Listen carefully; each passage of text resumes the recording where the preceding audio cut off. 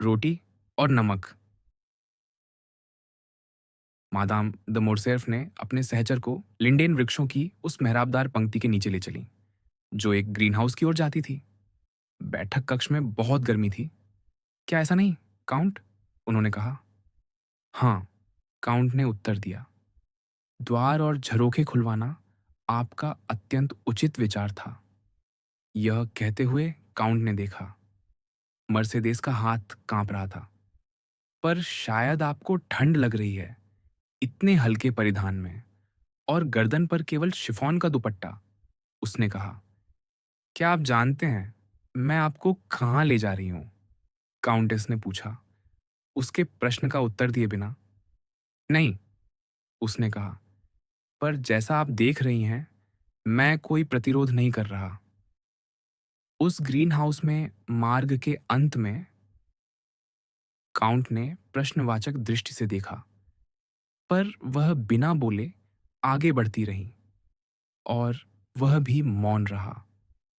वे उस भवन तक पहुंचे जो उन विलक्षण फलों से लदा था, जो जुलाई के आरंभ में ही पक जाते हैं, उस कृत्रिम ताप में जो हमारे अनिश्चित सूर्य का स्थान लेता है। काउंटेस ने उसका हाथ छोड़ दिया और एक बेल से अंगूर का गुच्छा तोड़ने चली गईं। लीजिए, काउंट, उन्होंने कहा, ऐसी विषादपूर्ण मुस्कान के साथ जो आंखों के कोनों पर भरे आंसुओं को छिपा न सकी। हमारे फ्रांसीसी अंगूर, मैं जानती हूं सिसिली या साइप्रस के अंगूरों से तुलना नहीं कर सकते, पर आप हमारे उत्तर के फीके सूर्य को क्षमा करेंगे। काउंट झुका और एक कदम पीछे हट गया। क्या आप मुझे अस्वीकार कर रहे हैं? मर्सिडेस ने कांपती वाणी में कहा। मादाम, काउंट ने उत्तर दिया, कृपया मुझे क्षमा करें, पर मैं कभी मस्केट अंगूर नहीं खाता।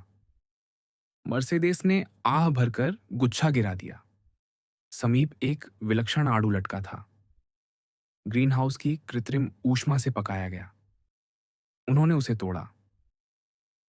तो यह लीजिए, उन्होंने कहा, पर काउंट ने वहीं अस्वीकार का संकेत किया। फिर भी, उन्होंने कहा, ऐसे पीड़ित स्वर में मानो रुदन को ढक रहा हो। मैं सचमुच दुर्भाग्यशाली हूं।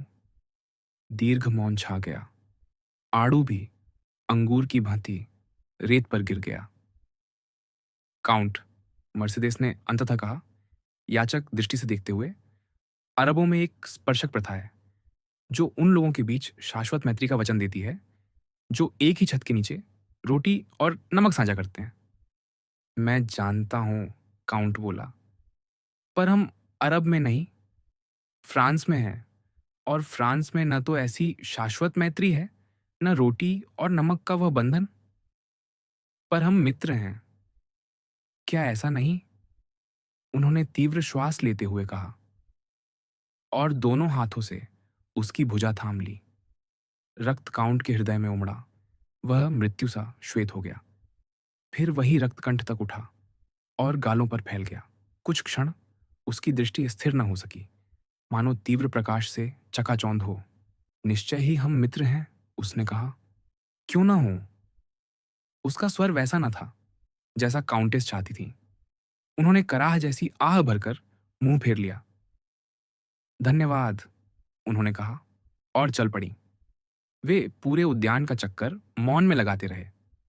काउंट, उन्होंने 10 मिनट बाद कहा, क्या यह सत्य है?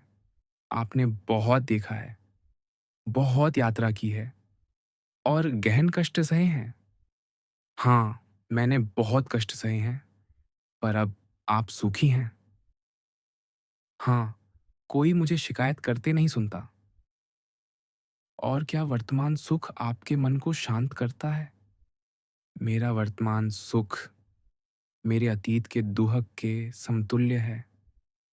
क्या आपने विवाह किया? विवाह? काउंट कांप उठा। किसने कहा? किसी ने नहीं, पर आपको एक सुंदर युवती के साथ ओपेरा में देखा गया। वह दासी है जिसे मैंने कॉन्स्टेंटिनोपल में खरीदा, एक राजकुमार की पुत्री, जिसे मैंने अपनी पुत्री की भांति अपनाया। क्योंकि मेरे पास स्नेह देने को कोई और नहीं। तो आप अकेले रहते हैं? हाँ। न कोई बहन, पुत्र, पिता? कोई नहीं? जीवन से आपको बांधने वाला कुछ भी नहीं? ऐसे कैसे जीते हैं? यह मेरा दोष नहीं। माल्टा में मैंने एक युवती से प्रेम किया। विवाह होने ही वाला था कि युद्ध मुझे बवंडर की तरह उससे दूर ले गया। मैंने सोचा वह मेरी प्रतीक्षा करेगी, यहाँ तक कि मेरी समाधि के प्रति भी निष्ठावान रहेगी। लौटकर आया तो वह विवाहित थी। 20 वर्ष से ऊपर हर पुरुष की यही कथा है। संभव है मेरा हृदय दूसरों से दुर्बल था, अतः अधिक पीड़ा हुई। बस। काउंटेस कुछ क्षण रुकी, मानो श्वास संभाल रही हो। हाँ, और वह प्रेम अब भी आपके हृदय में है। मनुष्य केवल एक बार सचमुच प्रेम करता है।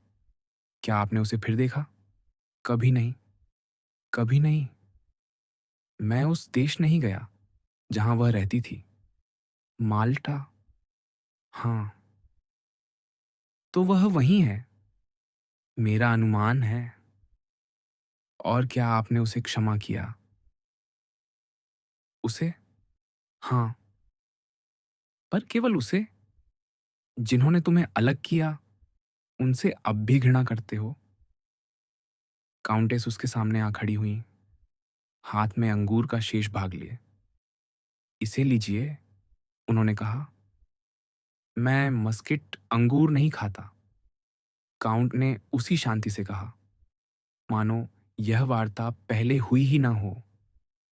आप अत्यंत अडिग हैं। वह बुदबुदाई। तभी अल्बेर दौड़ता आया। माता, एक बड़ी विपत्ति। क्या हुआ? विल्फोर आया है अपनी पत्नी और पुत्री को लेने। क्यों? मार्किज दे सेंट मेराव पेरिस आ गई है।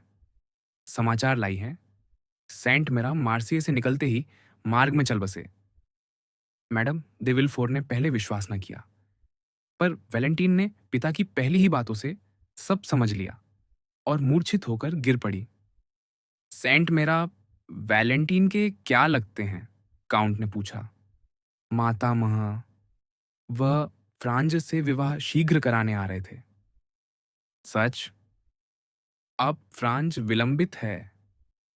क्यों सेंट मेरा मादेमोजेल दांगलार के भी पूर्वज नहीं? अल्बेर, मर्सेदेस ने धीरे से टोका। क्या कह रहे हो? फिर काउंट से, उसे समझ आइए, आपका कितना सम्मान करता है। वह आगे बढ़ी, पर काउंट उसे एक विचित्र दृष्टि से देख रहा था, जिसमें गहन विमुखता और स्नेहमय प्रशंसा एक साथ थी। वह और निकट आई, उसका और अपने पुत्र का हाथ जोड़ दिया। हम मित्र हैं, क्या नहीं? मादाम, काउंट बोला, आपका मित्र होने का दावा नहीं कर सकता, पर आपका अत्यंत सम्मानित सेवक अवश्य हूं। काउंटेस भारी हृदय से चली गईं। 10 गज भी न गई थीं कि काउंट ने उन्हें रूमाल से आंखें पोंछते देखा। क्या आप दोनों में कुछ हुआ? अल्बेर ने पूछा।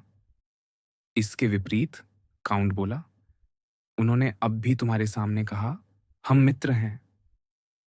और वे पुनः बैठक कक्ष में लौट आए, जहां से वैलेंटीन अभी विल्फोर दंपति संग जा चुकी थी और मोरेल उनके पीछे था।